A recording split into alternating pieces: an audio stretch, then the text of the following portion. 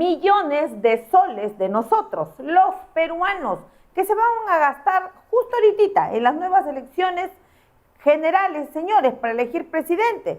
Pero estos congresistas, ¿qué hacen con la ley? Lo que se les da la gana. ¿Qué han creado ahora? La bicameralidad. Sepan ustedes que nosotros, China Polo Dominical, les va a contar la verdadera historia para que ustedes, pueblo peruano, no se dejen engañar. Adelante con el reportaje. Girón, Huallaga, con Lampa, a mi mano izquierda, ese enorme complejo de edificios. Le va a costar a todos los peruanos 73 millones de soles y un total de 180 millones por todo el complejo legislativo. Este enorme derroche de dinero público es el que usted va a pagar por la bicameralidad. Una reforma impuesta aterriza en el peor de los tiempos con la desconfianza ciudadana a flor de piel, una crisis política que no da respiro y un país que ya no soporta un gramo más de derroche. Pero antes de desentrañar lo que implica volver a un Congreso bicameral, hay una pregunta que atraviesa todo el Jurado Nacional de Elecciones como un rayo. ¿Hay dinero para organizar las próximas elecciones?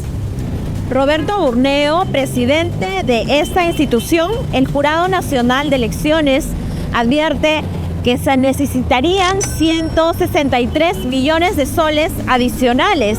De lo contrario, no solo sería un caos con 39 partidos en debate, sino que también las elecciones 2026 podrían sufrir un riesgo. Ese dinero serviría para fiscalizadores, auditorías, tecnología, control de ciberseguridad y para manejar la avalancha de candidatos y partidos que tendremos. Mientras el sistema electoral suplica más fondos para seguir respirando, el regreso a la bicameralidad aparece con una factura monumental, 1.000 millones de soles. A esa suma se adhieren los 820 millones que el Jurado Nacional de Elecciones necesita para organizar los comicios y los 180.000.9 millones que el Congreso proyecta destinar a nuevas oficinas, 60 senadores y 130 diputados, más planillas, más asesores, más metros cuadrados para un Estado que ya no cabe en su propio bolsillo. Una de las reformas más costosas de los últimos años. El doctor José Naupari señala que esta reforma era innecesaria. La bicameralidad era innecesaria porque si tú tenías partidos políticos más responsables, congresistas más responsables, varios de los problemas que tenía el Congreso unicameral podrían haberse revertido dentro de un Congreso unicameral.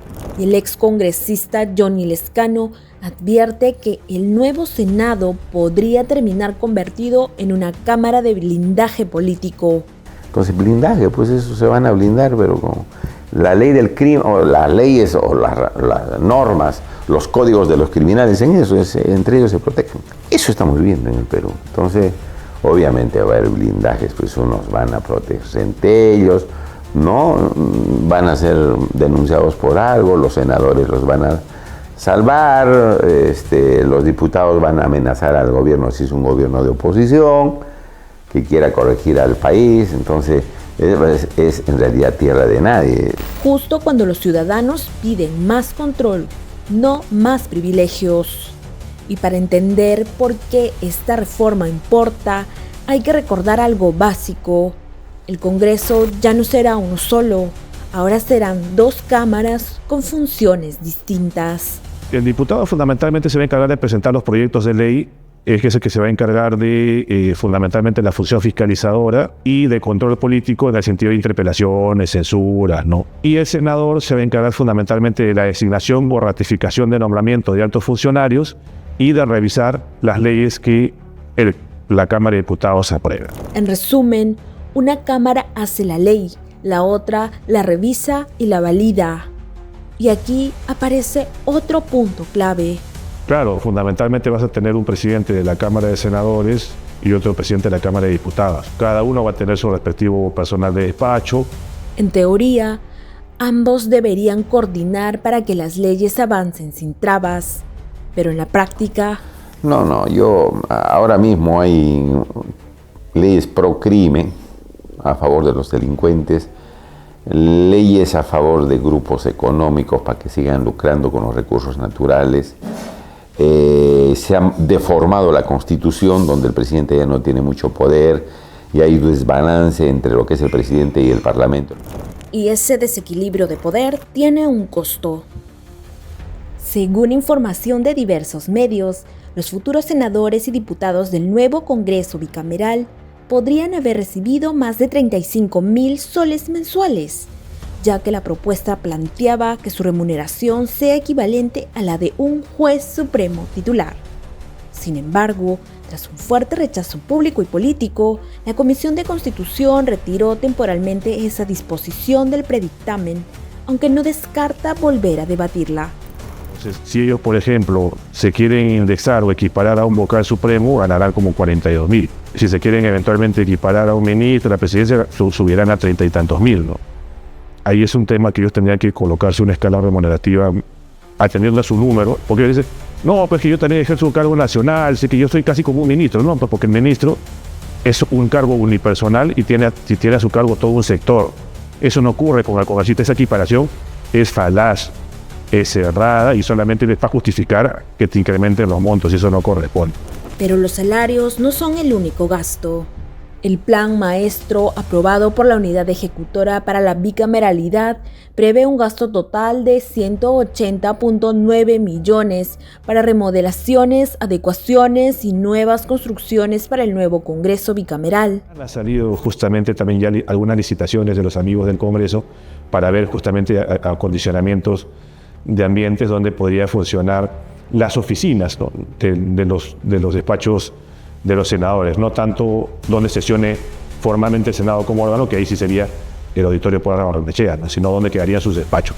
Bueno, en el Perú, en política nada está justificado, se gasta mucho dinero y poca productividad, poco resultado positivo, incluso entre las obras, infraestructura, para hacer puentes, carreteras, colegios, no hay ningún resultado positivo, no se nota, se gasta miles de millones. Y es como si no se gustara nada, la situación sigue igual. Pese a que el Estado ya proyecta invertir 180 millones de soles solo en infraestructura para poner en marcha el Congreso bicameral, el ciudadano de a pie aún no tiene claro cuáles serán las funciones reales de cada cámara. Para comprobarlo, China Polo salió a la calle. ¿Sabe qué funciones van a cumplir los senadores y diputados? Aún no. Honestamente, no. La verdad es que muy poco. No sé qué van a hacer. No sabría decir.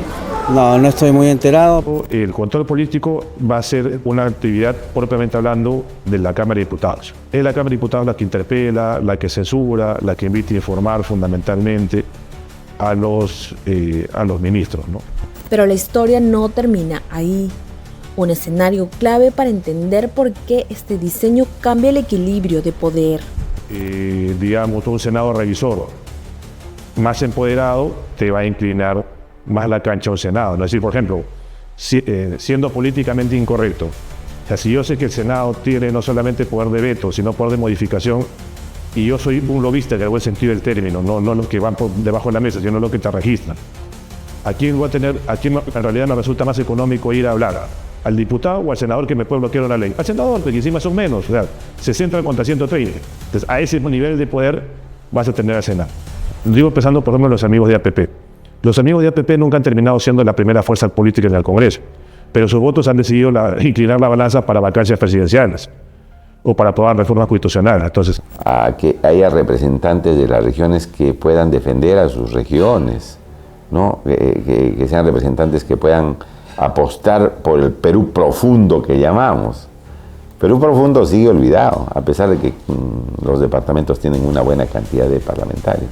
Hoy día conversaba con un señor que fue elegido por Perú Libre, un evento que se tuvo, y le digo, ¿en qué partido está usted? Y estaba en APP, Alianza para el Progreso. Y dije, oh, Dios mío, este señor ha pasado de Guatemala a Guatepeor, porque esos grupos son pues infectados, son de provincias, de APP de Trujillo, de La Libertad, con que tiene como dirigente César Acuña, pero es un partido que realmente deja mucho que desear. Con respecto a la cantidad de partidos que podrían superar la valla, Naupari estima. Tal cual está el marco normativo ahorita, máximo 9. Si es que eventualmente se aprueba contra la regla de modificabilidad esta norma que permitiría difundir encuestas hasta un periodo más corto de tiempo, yo diría que hasta 6. Y con hasta 9 partidos compitiendo, la situación se vuelve más compleja. En las elecciones del 2026 vamos a tener 4 votaciones distintas en una sola cédula: presidencial, senadores, diputados, Parlamento andino. Cada columna es un voto diferente. Sí, vas a tener que votar por la fórmula presidencial, marcando el símbolo o marcando la cara del candidato presidencial. Vas a tener que votar por marcando el símbolo respectivo en la Cámara de Diputados. Si tú quieres, colocas un número del voto preferencial, si quieres no. Ahí recordando que si tu candidato o candidata tiene un número de 2 dígitos, los 2 dígitos tienen que estar en un mismo recuadro. No puedes colocar un dígito en un recuadro y otro en otro. Pero necesariamente los 2 votos preferenciales tienen que ser del mismo partido por el cual estás votando en la elección respectiva, ¿no? Ahora, puede que de repente te olvidaste de marcar el aspa, cuya intersección tiene que estar dentro del recuadro, ¿no? Pero sí colocaste los 2 números preferenciales en la misma recta. No importa, el voto se considera válido, por ejemplo. Para el Senado hay un caso particular que genera confusión, aunque en cada región solo se elige un senador. Los partidos están obligados a presentar 2 candidatos, un hombre y una mujer, por la norma de paridad y alternancia. Luego tienes el tema del Senado plurinominal múltiple, en la cual hay un tema muy chistoso, ¿no? Porque tienes que elegir a un solo senador, pero cada partido tiene que presentar por la forma como han diseñado la alternancia y paridad, que podían haberla computado sobre la base 30, pero ahora no, es por cada circunscripción. Entonces vas a tener que cada partido presenta 2 candidatos para un solo escaño, ¿no? Entonces vas a tener que poder hacer el uso del voto preferencial, un solo voto preferencial, igual marcas el símbolo o colocas el número o haces las 2 cosas, ¿no? Pasas al Senado, el Senado Plurinominal Único Nacional, igual, ¿no? Marcas, número, luego... Para entenderlo mejor, el Senado tiene 60 miembros, 30 se eligen en la lista nacional, donde todos votamos por los mismos candidatos. Los otros 30 se eligen por 27 circunscripciones regionales, es decir, los 24 departamentos, más Lima provincias, Callao y peruanos en el extranjero. Lima Metropolitana elige 4 senadores. Y en todas estas circunscripciones, aunque solo se escoja a uno, los partidos deben presentar 2 postulantes para cumplir la paridad. Finalmente al Parlamento andino, que ya no van a ser, que son 5 titulares y 11 suplentes materialmente, porque ahora son 16 candidaturas las que tienen que materialmente presentarse, ¿no? En estas elecciones hay un problema que ya anticipan los especialistas. Todos los candidatos usan números, pero cada columna tiene sus propios números. Eso significa que el 1 del diputado no es el mismo 1 del Senado Nacional, ni el 1 del Senado Regional, ni el 1 del Parlamento Andino. Ahí sí lo que tienes que tratar de recordar, la gente que quiere hacer uso del voto preferencial, es o escuchar o preguntar. Cuando alguien viene y te dice marca el 1 y yo soy el 1, preguntarle el 1 para qué eres, compadre. El 1 para el senador por distrito electoral único nacional, el 1 para senador por distrito electoral múltiple de qué circunscripción, o el 1 para diputado en qué circunscripción, ¿no? Porque si no, de repente estás marcando el 1, por ejemplo, para diputado, cuando tú querías marcar el 1 para senador. O de repente marcas el 1 para senador por distrito electoral único nacional cuando querías haber votado por el 1 por distrito electoral múltiple. Entonces hay que recordar bien, en todo caso, 1 para qué cosa eres, ¿no? El Congreso Bicameral será el encargado de levantar la inmunidad de la expresidenta Dina Boluarte, investigada por presuntos actos de corrupción y tráfico de influencias. Esto permitirá que la Fiscalía la investigue por la recepción de joyas y relojes de lujo no declarados, así como por posibles irregularidades de su entorno. Por eso hay que elegir bien, repito, porque no se puede dar, por ejemplo, ningún solo voto a estos partidos que están en el poder. Sería un error del pueblo del Perú. Al queiquismo, al porquismo, a Cerrones, a las Acuña, a los Luna, a la Avanza País, a Acción Popular. No se les puede dar ningún voto, porque si no la situación va a ser la misma o mucho peor. Las mafias van a seguir tomando cuerpo. Entre plata y poder, ¿para quién está hecha esta nueva bicameralidad? ¿Para mejorar las leyes o para garantizar cuotas de poder? El Congreso cambia de forma, pero ¿cambiará de fondo? Esto es una contrarreforma. Es decir, no tienen el menor respeto a la voluntad del pueblo. Más de 50 partidos políticos.